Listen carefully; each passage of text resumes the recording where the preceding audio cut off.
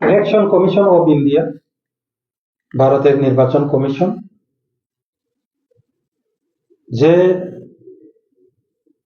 প্রত্যেকটা রাজ্যের প্রত্যেকটা রেজিস্টার্ড রিকগনাইজ পলিটিক্যাল পার্টিকে তারা দেখেছে বা ডাকছে, এখনো চলছে প্রোগ্রাম। তাদের যে রিপোর্ট অনুসারে 23,000-এর মতো পলিটিক্যাল পার্টির সাথে তারা কথাবার্তা হয়ে গেছে।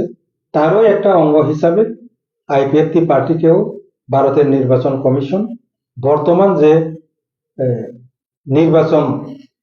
নির্বাচক যে তালিকা, ইলেকটোরাল রুল, ভোটার তালিকা, এই ভোটার তালিকার একটা স্পেশাল ইন্টেনসিভ রিভিশন, এসআইআর যেটা শর্ট ফর্মে বলা হয়ে থাকে, এটা অলরেডি ভারতবর্ষের প্রথমে বিহারে শুরু হয়ে গেছে।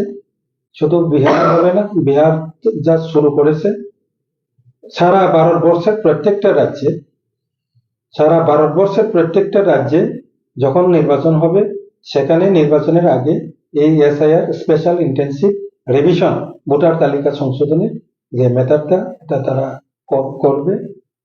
সেই জায়গাতে আইপিএফটি পলিটিক্যাল পার্টির কি মতামত রয়েছে কিনা, কোনো প্রস্তাব আছে কিনা, কিছু সাজেশন আছে কিনা, সেই মতামত জানার জন্য আমাদের আইপিএফটি পলিটিক্যাল পার্টিকেও গত 1 তারিখ অগাস্ট তারা আমাদেরকে দেখেছে।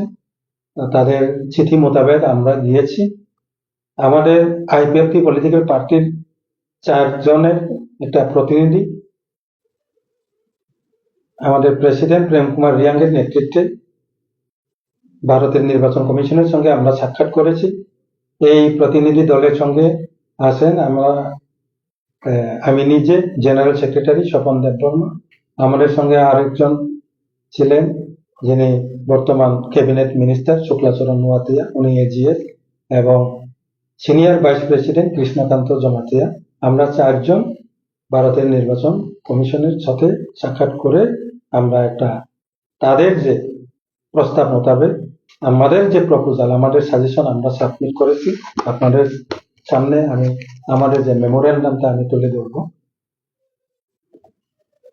এটি হলো আমাদের রিসিভ কপি, যে কপিটা আমরা ভারতের নির্বাচনের কমিশনের হাতে আমরা সাবমিট করেছি।